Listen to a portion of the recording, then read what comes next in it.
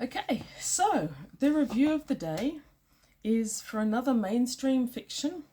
This is Australian fiction and it's written by, I believe, an Australian writer, Shirley Patton. It is The Secrets We Keep.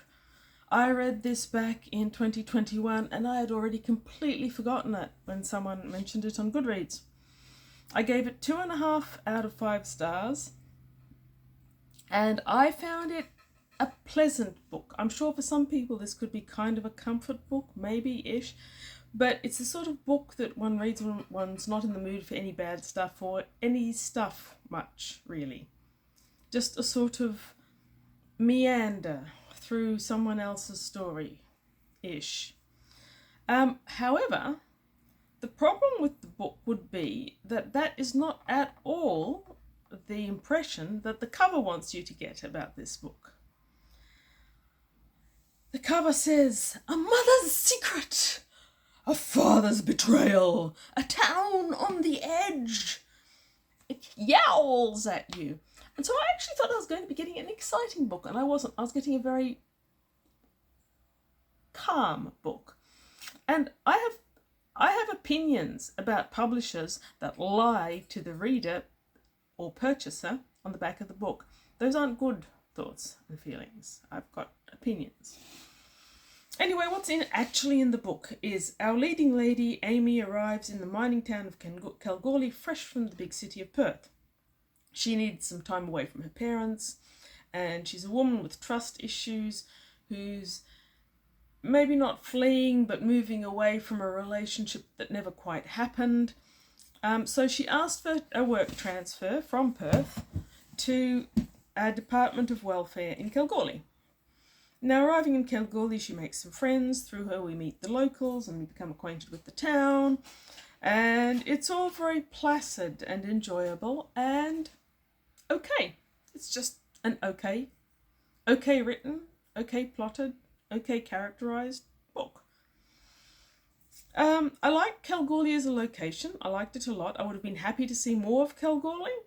I like the strong theme of Aboriginal welfare, which, as any Australian knows, is a huge issue with a lot to unpack, and I'm not going to, and the book certainly makes no effort to. But it does mention Aboriginal welfare. It's inclusive of characters, it mentions local words, and all of that was good, and I would have been happy to see more of it. Unfortunately, the Aboriginal links in the book slowly peter out. So they're strong when she first arrives in Kalgoorlie and they just sort of meander down until they don't exist anymore.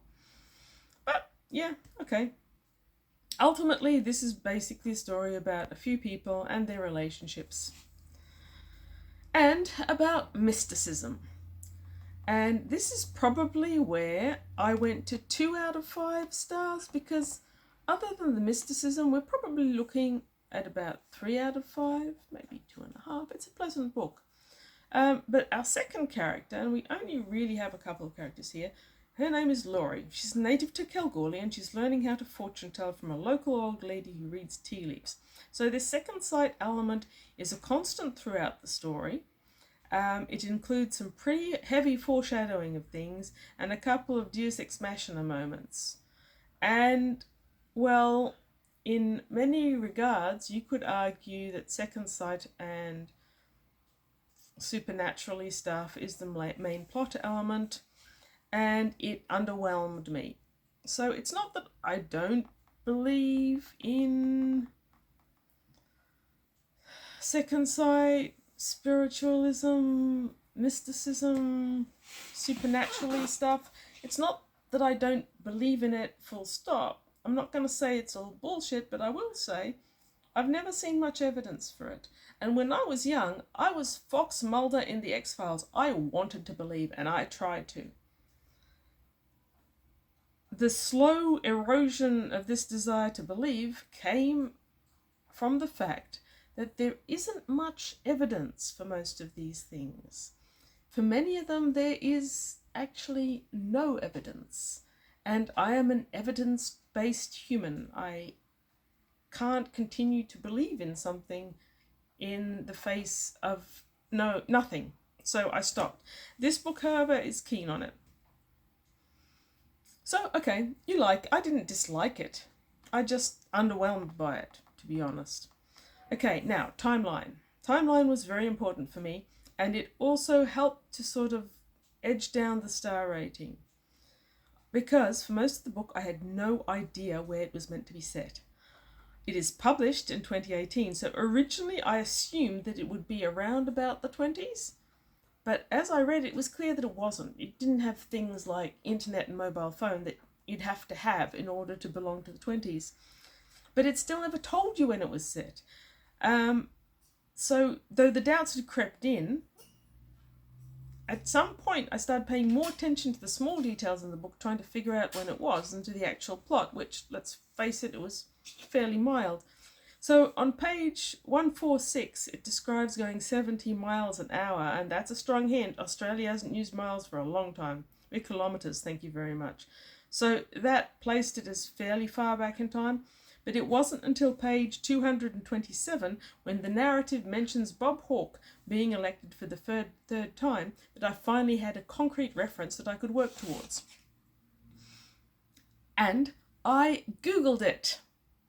Have you got any idea how hard it is to Google Bob Hawke's third election period? Trust me, it is tough, but I did it in the end.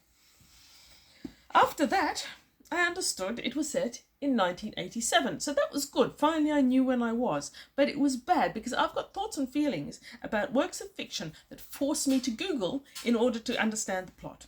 I resent them. None of those thoughts are good. None of those feelings are positive. You shouldn't do it. If you're going to write a story, write it so I can read it without the internet. I know internet's everywhere, but still, you shouldn't need it to read a book that you have purchased. Or, in this case, borrowed from the library, but same. Now, it seems to me that the author probably knows the era so well that she just assumes that a lot of the tiny snippets that she inserts here and there in the text are going to be enough for the average reader to know when it was set. She is wrong. Like maybe the way kids ask for cool drink is meant to be a hint, or some of the mining details. There's quite a bit about the mining, and I liked it. Perhaps that would date the incidents or the people or the something to people who actually lived in Kalgoorlie in the 80s.